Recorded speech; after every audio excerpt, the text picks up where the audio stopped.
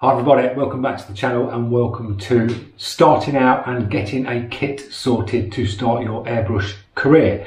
Now you can do this a very expensive way and you can do it on a budget but still get a cracking setup on a budget if you take your time and search and source these items along the way, else you'll be spending a lot of money on the bits. So I'll talk you through some bits today on where to look for some items, what brands to go for, things just to get you set up for a beginner where you're not going to sort of break the bank, but you'll have a really decent setup to progress with.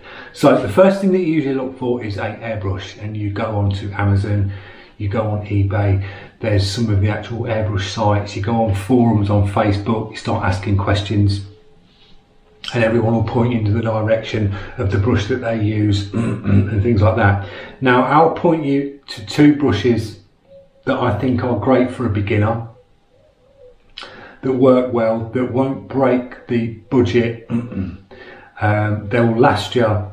The parts are reasonable for these two brushes. So we're looking at Iwata and we're looking at Krios. The Iwata is the Revolution, which is a 0.5, so it's a great brush for a beginner. It's got a cap to the top, double action, really robust. Chuck most paints down its neck on this and it will last you guys. These, I've seen these on Facebook sales up to the region of like 45 to 50 pound for these. Brand new, you're probably looking at around 89, 90 pound, but you can find these on some of the sites cheap, and it is a cracking brush for the price, guys. So that's the Iwata Revolution on a 0.5mm. The next one is the Krios PS270. I'll recommend this to anybody. It is a brilliant brush for £118. What you're getting on this brush you would not probably get on some high-end brushes that are in the £200 price mark bracket. You get a Mac valve, you get a 0.2 cap to the top, really nice trigger, nice weighty brush. You're getting your adjuster at the back to dial your trigger in. So a good starting out brush that will last. Prices on these for parts are reasonable as well, as they are on both of these two brushes. So there's two beginner sort of brushes that you can use. Both are brilliant for a beginner, don't get me wrong. But that's something you can sort of look down on your brushes as you're starting out. Now the next thing is going to be compressor. And there are stacks of compressors. Type in like eBay, Amazon, and all these compressors pop up. Now I've used small silent compressors in the past, and I've gone through quite a few in my career, probably three. I'm on my fourth now. I don't really use them because I've got the studio set up. I've got the big compressor, which the airlines come in on. But if I go sort of mobile and I'm doing some little pieces for people, I have got a portable compressor. Now, I've got an Iwata, I think it's the Studio Jet, it's the small one. And it's got the tube that goes around. I'll pop a little picture up in this description, in the video now. That's the one that I've got. Now, these compressors are coming out at about £350, which is expensive for a beginner to start off with, when you can get ones on eBay and Amazon for around 100 quid. Similar sort of looking, but you're not getting the brand there, guys. This is an Iwata compressor. Now, if you go onto Facebook sales, and I have seen these on Facebook sales, you get the Studio Jets, the Smart Jets and all that. I've seen them going for around 150 and below on that price, and you are getting a cracking compressor when it comes to Iwata. These little Studio Jets and Smart Jets and things like that, they are brilliant compressors, guys. The one that I got, that one that I popped up in the picture, I got that with an airbrush for 150, and it had been used 2 or 3 times in the box, immaculate, and it works really well. So I found a little bargain there. You can find these bargains if you're not in a rush to get into airbrushing. Just source your pieces along the way. So brush, compressor, they're the ones I recommend.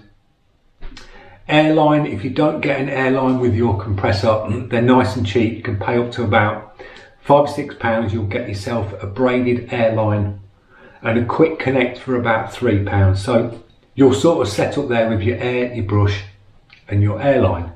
Then you need to get an airbrush holder.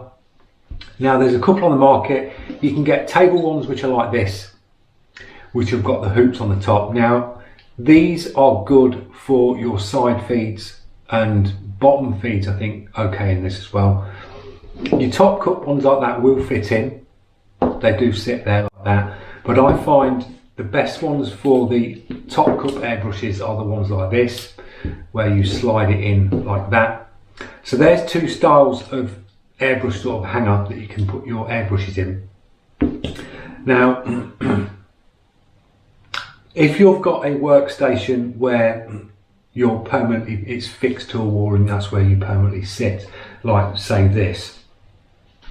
In the other studio, I've made one of these and they are an absolute piece to make.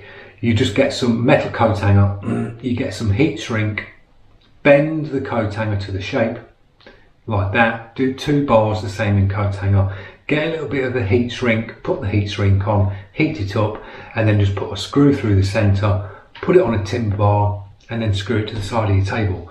And that will cost you nothing to make, absolutely nothing, when these will cost you £20. So there are cheap ways of making airbrush holders and hangers. It's not a problem. Or you can go out and you can buy these table ones that clip to the side. So you can save a little bit of money there when it comes to that. Then you're going to start looking at paints, and there's a variety of airbrush paints. You can buy specific airbrush paints which are a thin to a consistency where they go straight into the brush and you can spray them. Or if you're a beginner, you can buy budget acrylic paints where you can thin them down for practicing with and just go in at a start nice and cheap with some cheap paint, thin it down with water and get practicing that way. I'd advise that would be a best option to do. Hobbycraft do some paints like in bottles like this for like £1.10, and this is like a thick acrylic. I've got a video on the channel with this paint and it works really well. You'll see how I thin it down and spray it through the airbrush, but that one works really well. I usually use golden high flow acrylics, which is an airbrush paint, works really well. A little bit more expensive per bottle. You get the FW range, which is this one. This one can go straight through an airbrush, but these are like £5 to £6 per bottle. Same as the golden, about £6 to £7 a bottle. When you get one from Hobbycraft like that for £1.50 for practicing with, it's an absolute, it's a no-brainer. Just get yourself some cheap paint, cheap roll of paper, and get practicing that way. And then when you start progressing and getting better with your airbrush skills, and you start moving on to things like helmets, tanks, and start doing a bit of work for people, you can then move on to your better airbrush acrylics or solvent bases and start using them when it comes to the time. So cheap paints is a big thumbs up, guys, just to get you practicing nice and cheap. So ballpark figure on setting up, you're looking around about £120 max for a brush, and that will get you a decent brush. If you're looking at a compressor, you can go for the ones around £100, £120 mark. But if you can source like an Iwata Studio Jet or the Mini Jet, things like that, you can get them, and they are coming up on Facebook sales, guys, for around £150, £160. So you're getting a cracking compressor that will last, and it will last. So 250 with a source compressor, say 260 brush compressor, 260 to 280 with one of the hangers if you're buying it, but if you're making it yourself, it's not going to cost you anything, and about a tenner's worth of paint and a roll of paper. I've done a review on some of the paper in one of the videos, and it's like one from B&M, and you can roll it out. If not, get some wallpaper, backing paper, £3.99 a roll, probably 30 meters long by 600 wide. You can just pull a piece of that off, trim it down, stick it to a board or an easel, job done, you're good to go. So setting up isn't that expensive to get into this niche doing airbrushing. It's not expensive at all. If you source your brushes and your compressor, all the other little bits is pocket change really. It's not expensive. And then once you've got your paint, practice on your cheap paints and then move on to your little bit more expensive airbrush paints. When you get a little bit more confident in your airbrush skills, you can then start chucking some of the dearer paint around, because you don't want to be practicing with the dear stuff because you're throwing that away. Save your dear stuff for when you're doing actual pieces of artwork that you're saving, or doing pieces for your friends, family, things like that. And when you get your jobs in, you start using your decent paints. So I hope you enjoyed this little video on setting up. It's not that expensive. Have a good look round. Facebook sales is a must for looking at things like this, because there's people that are out there that set up, they buy all the stuff, they buy all the fancy stuff, they pick the airbrush up, they haven't got a clue how to use it, they use it a couple of times, get frustrated, it all goes back in the box, and they chuck it on Facebook sales. And you find some cracking deals, guys, on Facebook sales, you really do. So I hope you enjoyed the video. I hope you join me in the next one, which will be a few more tips for you beginners, guys, and I'll see you in that one. So thanks for watching. Don't forget, if you're new to the channel, click that subscribe, press that notification, and I'll see you in the next one.